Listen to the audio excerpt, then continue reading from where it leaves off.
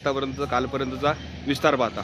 बघा, विस्तार पाहता एका बाजूला धनंजय मुंडे, पंकजाताई मुंडे यांना मंत्रिमंडळात स्थान दिलं, त्याबद्दल एका बाजूला खुशी असताना दुसरीकडे या गोष्टीचं आम्हाला दुःख आहे की भुजबळ साहेब आणि पडळकर साहेबांना का मंत्रिमंडळातून डावललं, या प्रश्नाचं उत्तर या महाराष्ट्रामधल्या ओबीसी बांधवांना मिळणं अपेक्षित आहे.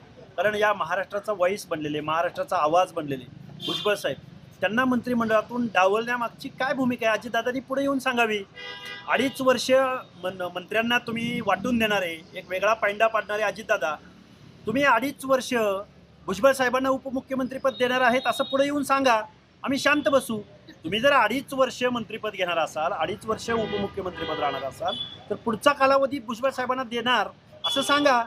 मला वाटतंय अजितदादा पवारांनी भुजबळ साहेबांना आणि पडळकरांना डावलण्याचं कारण असं असावं की कर्जत जामखेडमधून रोहित पवार आणि सांगलीमधून जयंत पाटील यांना मंत्रिमंडळात स्थान द्यायचं आणि या दोघांचा बळी घ्यायचा, ही जातीवादी मानसिकता आहे अजित